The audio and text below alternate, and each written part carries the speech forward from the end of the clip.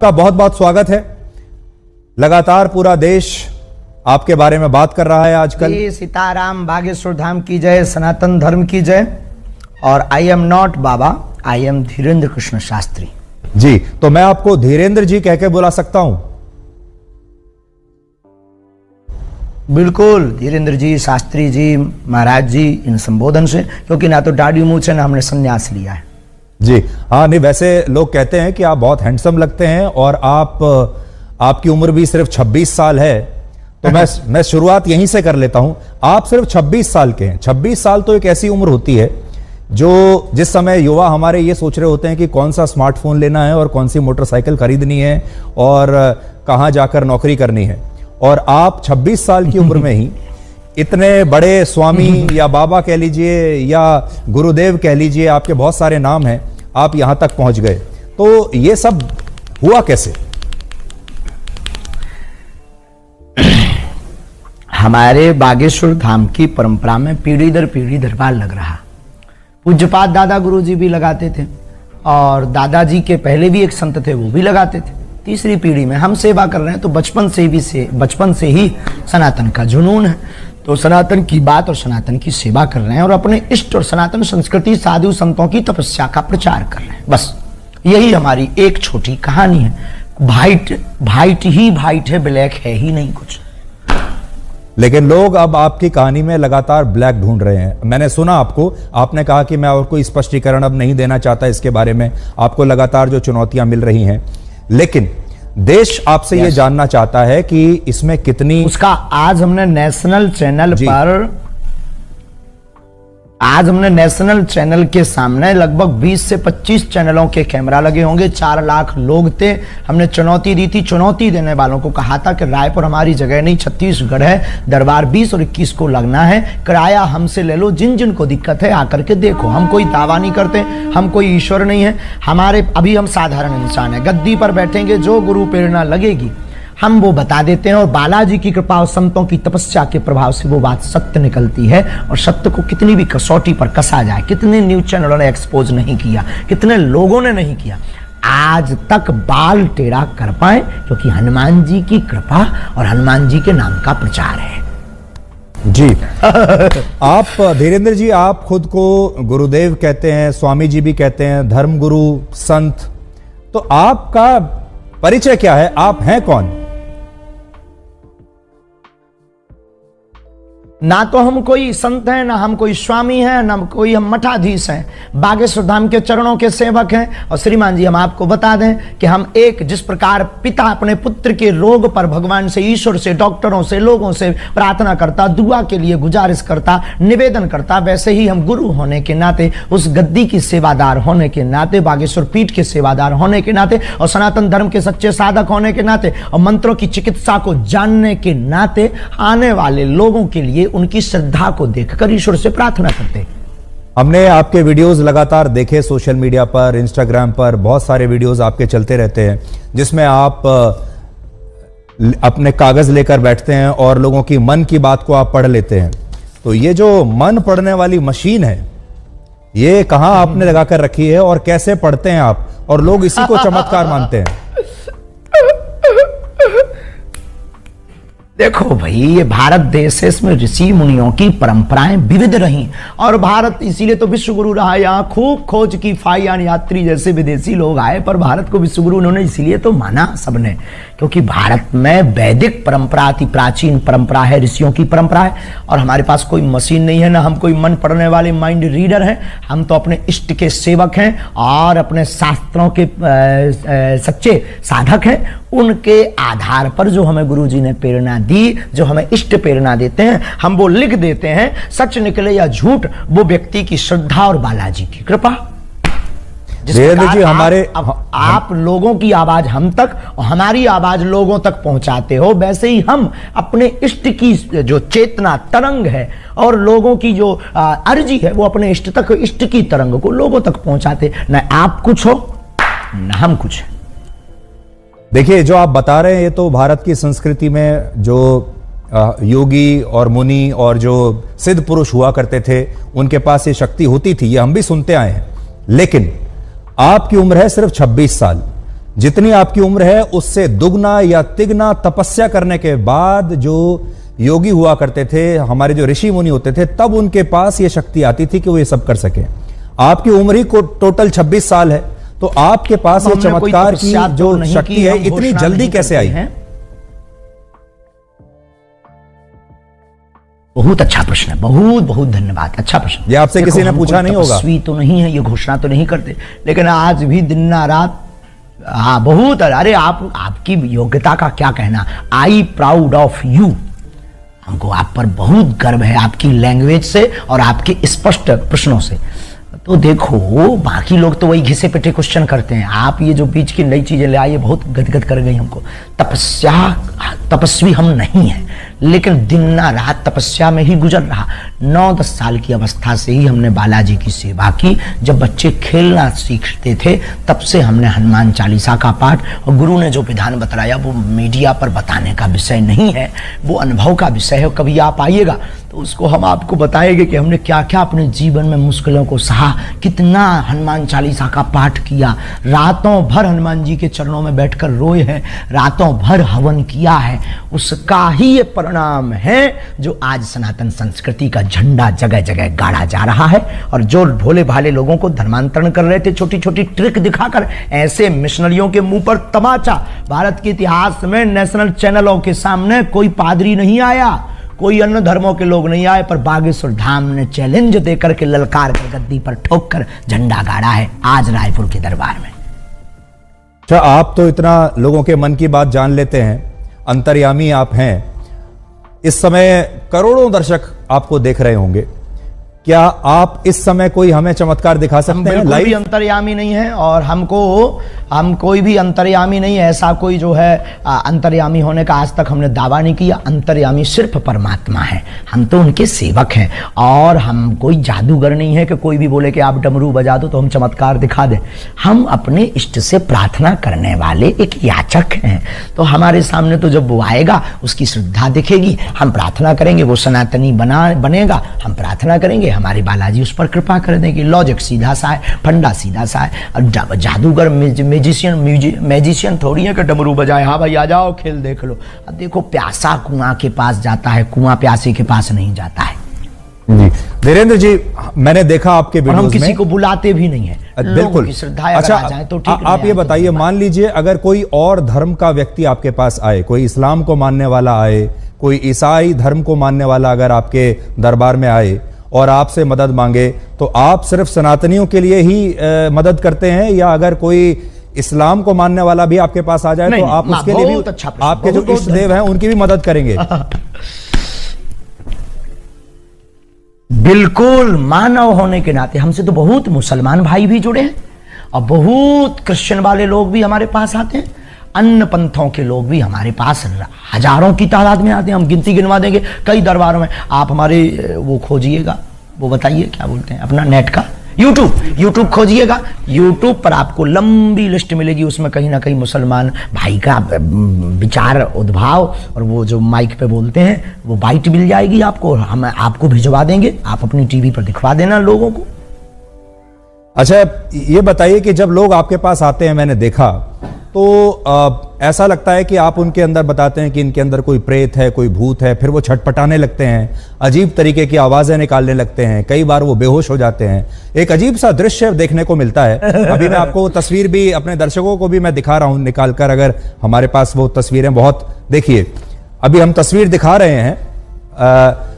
लोग जो हैं वो देखिए झूम रहे हैं, कई लोग तड़प रहे हैं, अपने ही आपको एक मार रहे हैं, वाइब्रेशन हो रहा है जी। तो ये इस समय लोगों को क्या हो जाता है, ये क्या होता है? नकारात्मक और सकारात्मक ऊर्जा की लड़ाई है। हम कुछ नहीं, हम पे तो कोई प्रेत चढ़ा नहीं है। लोगों के ऊपर जो नकारात्मक ऊर्जा आती है वो जैसे ही बागेश्वर बालाजी के सामने पहुंचती है, या हनुमान चालीसा की जो चौपाई है, भूत पिशाच निकट नहीं आवे, महावीर जब नाम सुनावे। तो अगर 500 साल पहले लिखा हुआ हनुमान चालीसा गलत है तो भूत प्रेत नहीं है। और अगर आप हनुमान चालीसा को गलत मानते हो तो फिर हमें आपसे बात करने की कोई ज़रूरत नहीं है। और अगर हनुमान चालीसा को मानते हो तो उसमें ये चौपाई भी है, और ये चौपाई भी है तो ये बात सत्य भी है। अब कोई शक्कर को चीनी कहे, कोई शुगर कहे, कोई खाड़ कहे, कोई मिठाई कहे, शक्कर शक्कर है, नाम कुछ भी संबोधित कर दो तो कोई नेगेटिव एनर्जी, कोई पॉजिटिव एनर्जी बोल देता है। नकारात्मक ऊर्जा सकारात्मक ऊर्जा की लड़ाई ही ये हम देहाती लोग हैं तो प्रेत बाधा बोल देते हैं।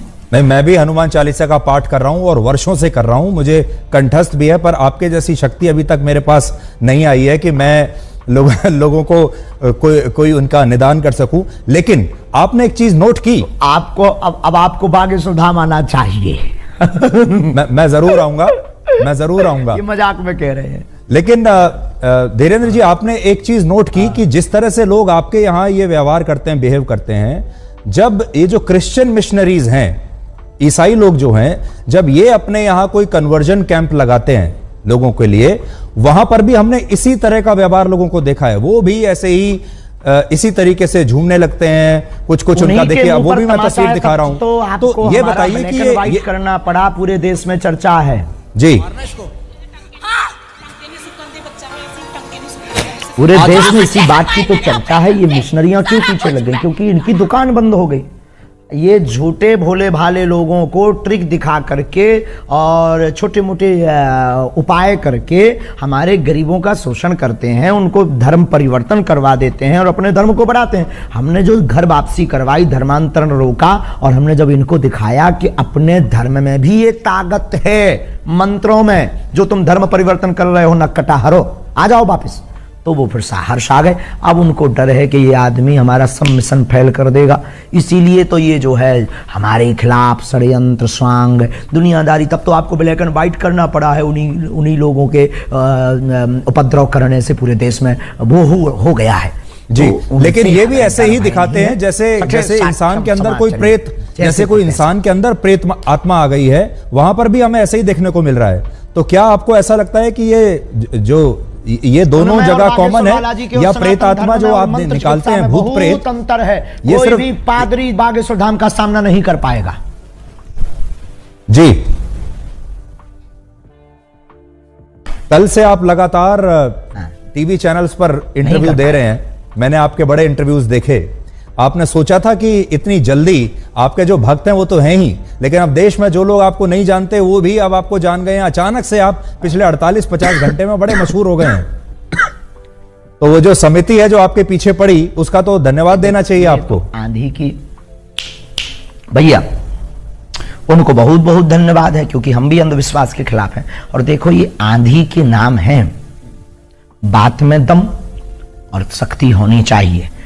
अपने मीडिया को मैनेज करके कोई भी नाम फेमस करा सकता है, कर सकता है, पर अगर दम नहीं होगी, ताकत नहीं होगी, सच्चाई नहीं होगी, बोल्ड आउट हो जाएंगे। आज पूरे नेशनल मीडिया एक्सपोज करने आई थी, आपका चैनल भी तो आया था। आपका चैनल ने चूंकि उल्टा दिखाया है, क्योंकि पता नहीं आपके चैनल को क्या हुआ है, जो हमने ललकार कर चुनौती दी थी उसको पता ही नहीं, उसके पास भी नहीं भेजा और आप लोग भी नहीं आए। तो आप लोगों ने तो ये दिखाया कि सफाई देते देते आंखें भरी हैं। अरे सफाई देते हमारी आंखें भरेंगी, हम बब्बर शेर हैं, उनको हमने रुला दिया है झंडा गाड़ करके। तो कल हम फिर कहेंगे कि कल आकर के खुली आंखों से लोगों को देखना चाहिए। आप बिजी रहते हैं तो आपको नहीं बुलाएंगे। पर मैं देख रहा था आप बड़े क्रोधित थे, मैंने आपके जो वीडियो देखे कल के और आज के, बड़े क्रोधित थे आप, और बड़ा गुस्सा आपको आ रहा था, और आप कह रहे थे कि मैं अपने आपे में नहीं हूं। एक्सपोज जब नेशनल चैनल ने किया, क्या हमने झंडा नहीं गाड़ा? हाँ, हम अपनी शक्तियों के उसमें थे, लेकिन आज हमने झंडा गाड़ दिया सनातन का। जो कहते थे चमत्कार नहीं होते, भारत के इतिहास में क्या किसी पादरी के खिलाफ इतने न्यूज चैनल लग करके उन्होंने कभी हुआ एक्सपोज? आप हाँ या ना भर बोल दीजिए बस। तो अच्छा, उसी से संबंधित आपसे सवाल पूछता हूं, आप में और एक पादरी में और एक मौलाना में, जो मौलाना झाड़ फूंक कर रहा है, जो पादरी जो अभी हमने आपको दिखाया वो कर रहा है, और आप जो कर रहे हैं, तीनों में फर्क क्या है? बहुत सुंदर प्रश्न, very good, thank you very much my dear, I proud of you. उसमें और हम में बागेश्वर धाम में यही अंतर है कि देखो, हम किसी भी प्रकार का शोषण नहीं करते, हम दक्षिणा नहीं लेते, हम अपने से नहीं जोड़ते। आने वाली चढ़ोतरी को हम गरीब बेटियों के विवाह में लगाते, 3 साल से निःशुल्क भंडारा करवाते और 2029 तक भक्तों के सहयोग से 400 बेड का विशाल cancer hospital and research institute centre बनवाने जा रहे हैं। हम दंगा नहीं फैलाते, हम शोषण नहीं करते, हम हलाला नहीं करते, हम डुबकी के नाम पर भगवान को लिए डराते भी नहीं है, हम सिर्फ श्रद्धा के नाम पर बालाजी की महिमा गाते हैं। इतने अंतर हैं, इसकी एक बहुत बड़ी किताब बनेगी जी। लेकिन वो भी प्रेत ही निकाल रहे हैं लोगों के अंदर से, आप भी प्रेत निकाल रहे हैं लोगों के अंदर से, और लोग जिस तरीके से बिहेव करते हैं प्रेत नहीं वो भी सेम लगता है। हम तो ईश्वर से जोड़ते हैं, हम कोई दावा नहीं करते, हम कैंसर नहीं मिटाते हैं, हम प्रेत नहीं हटाते हैं, हम भूत नहीं हटाते, इष्ट हटा देते हैं, बालाजी हटा देते हैं। आई एम नॉट मिरेकल मैन, हम बहुत साधारण और सरल आदमी। अच्छा, आपसे यह जानना चाहते हैं, जब आप अपने दिन की शुरुआत करते हैं, जब आप दरबार लगाते होंगे, हजारों लोग आते हैं, उनमें से आप कुछ लोगों को चुनते हैं, वो लोग आपके पास आते हैं, अपनी समस्या बताते हैं, उन लोगों को आप कैसे चुनते हैं? पहली बात। फिर जब वो लोग आते हैं तो आप उनको कहते हो मुझे पहले से ही पता है कि आपकी समस्या क्या है, कागज पर आपने लिखी होती है। ये सब आप, इसकी तैयारी आप कैसे करते हो? सुबह सुबह आप उठ के हनुमान जी से पहले कह देते हैं कि भाई आज मुझे शक्ति चाहिए? कोई तैयारी नहीं है, कोई प्रयोजन नहीं है, नहीं, ये सब नहीं है। वो तो जाके गद्दी पर आवाहन करते हैं कि जिनकी पर्चा बनना हो आप मन में प्रेरणा दीजिए, तो वो मन में प्रेरणा दे देते कि भाई अमुक व्यक्ति को बुला लीजिए, नीरज को बुला लीजिए, धीरज को बुला लीजिए, विवेक को बुला लीजिए, इनको बुला लीजिए। ऐसी मन में प्रेरणा लगती, वो वहां बैठा होगा, ऐसे कपड़े पहना होगा। अब जैसे आज एक अद्भुत हो गया, अब कोई कहे कि तो माइंड रीडिंग हो सकता है। आज हमने आप में से किसी एक पत्रकार को कहा कि जाओ तुम जिसको उठा कर लाओ, उसी का पर्चा हमने पहले से ही बिफोर टाइम बनाकर रख दिया। अब वहां पूरी विज्ञानता शून्य हो गई। वहां दिमाग खराब हो गया सबका जी। और हमने कह दिया कि आप सब पत्रकारों में से 2 पत्रकार, नेशनल चैनल लगे थे, हमने कहा था 2 पत्रकार हमारे सामने भेज दीजिएगा। 2 पत्रकारों की हम अर्जी लगा देंगे, 2 की हमने लगा भी दी, ऐसी लगाई, अरे झंडा गड़ गया सनातन का। आज की लिंक जरूर सबको भेज दीजिए, दिखाइएगा आज का दरबार। हाँ, आप मुझे भेज दीजिएगा। अब मान लीजिए इतिहास में हुआ है। यही प्रश्न दूसरे तरीके से पूछता हूं। मान लीजिए मैं आपके दरबार में आऊं, मैं आपके सामने बैठा हूं, आपने मुझे बुलाया और मैं आपके सामने आ गया। अब आप मेरे जीवन में क्या चल रहा है और क्या होगा आगे, ये कैसे पता लगाते हैं?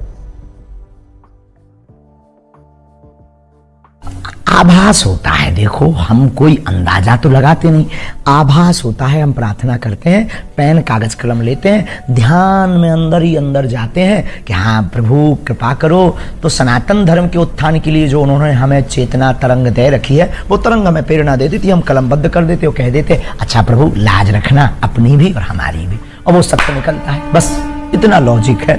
ये लॉजिक परे है, इसी का नाम तो सिद्धि है। जो समझ में ना आए वही तो चमत्कार। अभी आप लगा सकते हैं ध्यान मेरे बारे में?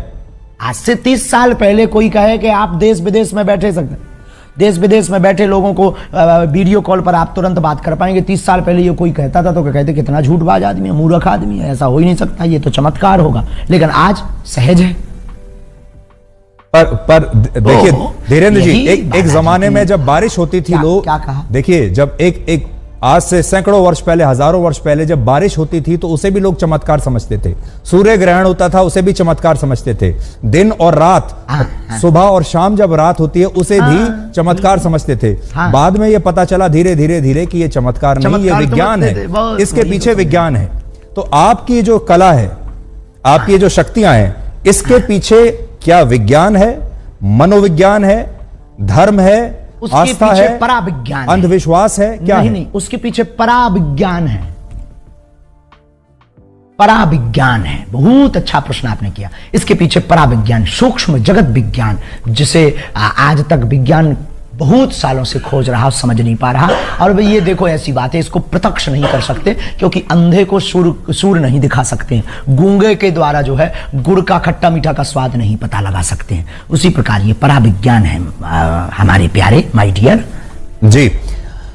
मैं जब आपको देखता हूं, आपका जो, देखिए किसी भी गुरु के लिए उसका जो एक अपीयरेंस होता है, वो उसके जो शिष्य हैं उससे बड़े प्रभावित होते हैं।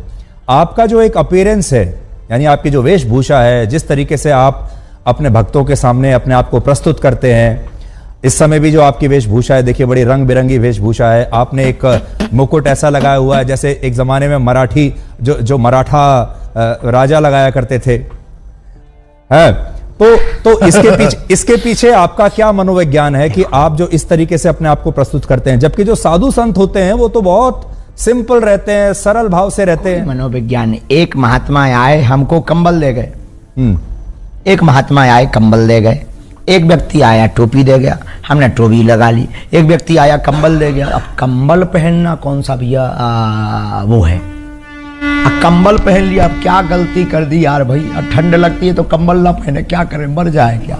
नहीं हमें देखिए राहुल गांधी पूरी सर्दियों में बिना राहुल गांधी टी शर्ट पहन के घूम रहे हैं और वो कह रहे हैं मैं तपस्वी हूं, तपस्वी को कभी सर्दी नहीं लगती। बात कीजिए, अध्यात्म की बात कीजिएगा, अध्यात्म की बात कीजिएगा। सॉरी कोई राजनीतिक मुद्दा पर बात नहीं। मैं तो राजनीति कह ही नहीं रहा, मैं तो ये बता रहा हूं कि राहुल गांधी भी तो एक तपस्वी है, उनको सर्दी नहीं लग रही, आपको लग रही है।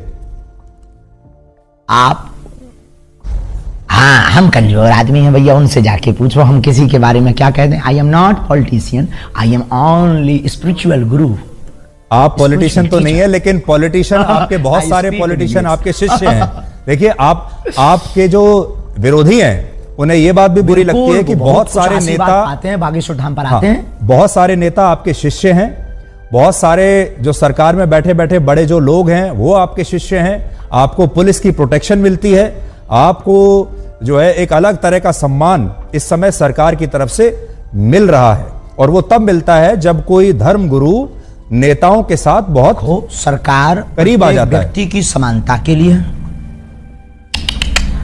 नहीं, सब व्यक्ति की जानमाल की सुरक्षा करना सरकार का काम है। हम किसी भी पार्टी के आदमी नहीं है, हमारे हर पार्टी के डिवोटी है, हर पार्टी के हमारे शिष्य हैं और स्नेही हैं और आत्मा है। अब रही बात इसकी पुलिस की आदि की, तो ये जो मिशनरियों ने और आपके पास जो न्यूज़ें आई हैं, जो ये भ्रम फैलाया, ये जो षड्यंत्र स्वांग किए, उसके डर के कारण कहीं माहौल खराब ना हो जाए, कुछ भी हो जाएगा तो माहौल डिस्टर्ब होगा। तो एक धर्म गुरु के प्रति अपनी उन्होंने निष्ठा दिखाई है। रही बात नेताओं का चेला बनने की, धर्म से राजनीति चलती है, राजनीति से धर्म नहीं। वो बहुत सकारात्मक विचार पाते हैं, बागेश्वर धाम से आशीर्वाद पाते हैं, सन्यासी बाबा की कृपा पाते हैं। अब किसी को अगर जलन हो रही हो तो वो विदेशी नेता बना ले, उसमें क्या दिक्कत है। विदेशी नेताओं को चेला बना ले, खुद को नेता बना ले, खुद के नेताओं को डिवोटी बना ले। अगर किसी की जल रही है तो मिर्चा लगना चाहिए, इसमें क्या बुराई है माय डियर। आपको लगता है आपकी जान को खतरा है?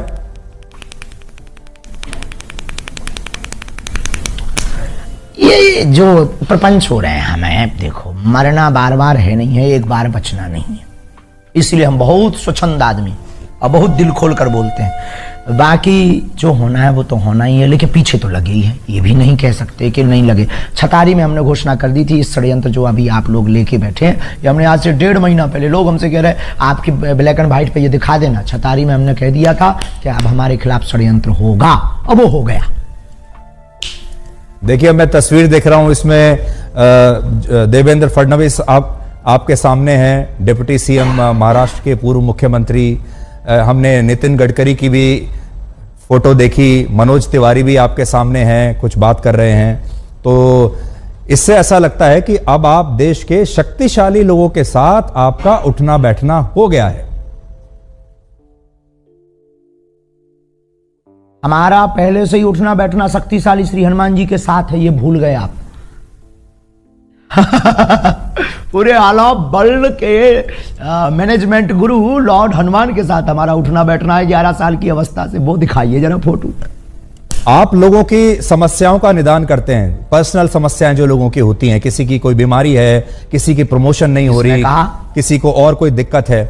आपने कभी आपको इस तरह का आभास नहीं हुआ जिससे पूरे समाज का फायदा हो सके, पूरे देश का फायदा हो सके? कभी आपको ऐसा आभास नहीं हुआ कि आप पहले से बता सके कि भाई कोविड आने वाला है, सावधान हो जाओ, कोई आतंकवादी हमला होने वाला है, वो आपको पहले से पता चल जाए?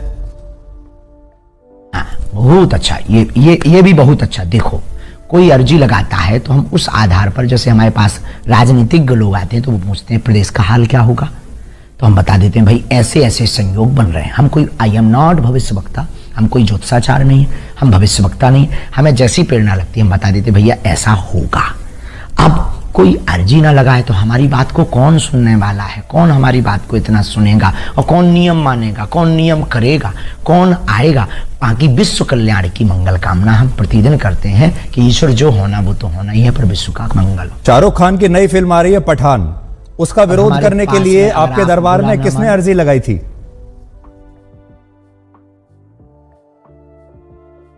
अरे वो किसी ने नहीं, वो तो उसने वो गा दिया था, हमें बच्चों ने बताया ये भगवा रंग गा दिया, तो उनका भगवा रंग ही क्यों बेशरम है भाई, ब्लैक रंग, हरा रंग, ऑरेंज रंग और भी रंग भी है, उनको भी बेशरम बनाओ जी। तो क्या गलत कर दिया भाई, ये गलत थोड़ी है। हर बार भगवा रंग ही क्यों बेशरम, हर बार हम सनातनी हिंदू ही क्यों टारगेट, हर बार हम संत ही क्यों, और आपके ब्लैक एंड व्हाइट से कहेंगे कि जो हमारा आपने ब्लैक एंड व्हाइट लिया है किसी ने नहीं पूछे। और हम आपसे बहुत खुश हैं, हमने कहा ना 3 बार हम आपकी तारीफ कर चुके हैं, बहुत सहज हैं आप, बहुत अच्छे हैं, और आपके ब्लैक एंड व्हाइट को देखना चाहिए लोगों को। आई सपोर्ट यू, पर आप हमारा भी सपोर्ट करिए सनातन का। जी जी, नहीं देखिए, हमारा स्वामी जी, हमारा जो कर्तव्य है वो है ब्लैक और व्हाइट। अब आप अपनी बात कहने के लिए, अपनी पैरवी करने के लिए स्वयं बैठे हैं। अब आप मेरे ऊपर या आज तक के ऊपर आरोप नहीं लगा सकते कि मेरी बात सही नहीं है। अब आप स्वयं अपने स्पोक्स पर्सन हैं, स्वयं अपने प्रवक्ता हैं। आज गलत किया है, आज दिन में गलत किया है, आज तक ने सत्य नहीं दिखाया है। अब देखिए, अब वो सारी चीजें अब लोगों के सामने आ जाएंगी, पर हम आपसे ये जानना चाहते हैं कि क्या एक धर्म गुरु को फिल्मों के बारे में बोलना चाहिए? दिखा दीजिए आज दिन भर की वीडियो। शाहरुख खान के बारे में बोलना चाहिए एक धर्म गुरु को? क्या आप छोटी छोटी जो सनातन के खिलाफ बोलेगा, चाहे वो फिल्में वालों हो, चाहे वो राजनेता हो, हमने शिक्षा मंत्री के खिलाफ भी बोला बिहार के, उस पर बात क्यों नहीं की? जो सनातन का विरोध करेगा हम उसके खिलाफ बोलेंगे। अगर ये दंगाई है, अगर ये भड़काऊ है, तो ये होते रहना चाहिए, इतना खौफ बहुत जरूरी है। तो ये आरोप आप, इसका मतलब सही है आपके ऊपर जो लोग कहते हैं कि आप हिंदुओं को जो आते हैं वहां पर उनको भड़काते हैं आप? एकजुट करते हैं, लोगों को समझ में भड़काना आता है, जो हिंदू नहीं है उनको भड़काना आता है। अपनी अपनी समझ है। किसी को कल तक हम पाखंडी नजर आ रहे थे, किसी को कल तक हम चुनौती से भागने वाले नजर आ रहे थे, जब आज हमने ठोक दिया, ठिकाने लगा दिया, तो बुद्धि ठिकाने लग गई पूरी नेशनल मीडिया के सामने। तो ये अपनी अपनी, जब तक हमको समझा नहीं तब तक वो ऐसा समझेंगे। बहुत सारे लोग आपको सोशल मीडिया का स्वामी भी कहते हैं, क्योंकि अब आप YouTube पर बड़े एक्टिव हैं, Instagram पर आपके लगातार वीडियो चलते जा रहे हैं, और ये एक नई तरह की जो है क्रांति है, जिसमें हम ये देख रहे हैं कि धर्मगुरु भी अब आश्रमों से बाहर निकलकर सोशल मीडिया पर आ गए, मोबाइल फोन पर आ गए। लोग आपको मोबाइल फोन पर देख रहे हैं। ये अपने आप हो रहा है धीरेन्द्र जी, या आपके पास कोई सोशल मीडिया टीम है जो आपको रोज वायरल करती है? एक दूसरे में विज्ञान और विज्ञान दोनों एक दूसरे से जुड़े हुए हैं। हमारी कोई टीम नहीं है। हम तो पहले दरबार लगाते थे, पहले भी कथाएं करते थे, लाइव नहीं आते थे। फिर संस्कार वालों ने आके कहा कि हम आपकी कथा को दिखाएंगे, क्योंकि आपकी कथा में, आपके दरबार में दम है और सनातन का प्रचार होगा। हमने कहा भाई अगर तुम्हें दिखाना है तो दिखा दीजिए, हमें क्या दिक्कत है, बस इतनी ही कहानी है। अब आप आए, आप बोले हमें ब्लैक एंड व्हाइट दिखाना है, अब आप भी हमारी टीम में शामिल हो। नहीं, आपने मेरी बड़ी तारीफ की। मैं भी आपको इतना तो कहूंगा कि you are a very good speaker. Thank you very much. तो अब ये बताइए, अब ये जो 2-3 दिन से आपको लेकर विवाद हुआ है, अब इसके बाद से आपको ऐसा लगता है कि ये एक तरीके से नया जीवन अब शुरू हो रहा है? निपट गया। रोज आपके टीवी पर इतने इंटरव्यूज अब आपने दिए। हमारा नया जीवन, नई क्रांति शुरू हो रही है। रोज चुनौती आएंगी, अब हमें उनकी तरफ ध्यान नहीं देना है। कितनी बार हम सत्य की कसौटी पर कसेंगे। पहले आधी हकीकत आधा फसाना आया, फिर हमारे पास में छोटे छोटे पत्रकार आए, फिर हमारे पास में कुछ तार्किक आए दिल्ली के, उन्होंने हमें एक्सपोज किया धाम पर। सबने मुंह खाई, सबने मुंह की खाई, सबने जय जयकार की। आज हमारे पास में रायपुर छत्तीसगढ़ में 20 नेशनल चैनल आए, उनके सामने भी हमने दिखा दिया कि अब आप उठा लाओ, हम खुलना चैलेंज देते हैं, ललकार कर देते हैं। और जब वो भी मुंह की खाने, उन लोगों ने भी सत्य माना। मतलब आप लोग तो, आपकी भूमिका नहीं है, आपकी भूमिका तो सत्य को दिखाने की भूमिका है। आपकी उसमें क्या गलती है? जो लोग मांगते हैं आप वो दिखाते हैं, पर कई बार वो दिखाते हैं जो मांगते भी नहीं है लोग, ये बात अलग है। लेकिन आपने भूमिका निभाई और आज हमने अपनी कसौटी पर हम खड़े उतरे। अब हमें बहुत चुनौतियों से डरना नहीं है, बहुत ज्यादा उस पर टाइम बर्बाद नहीं करना। बहुत बहुत धन्यवाद। अब हम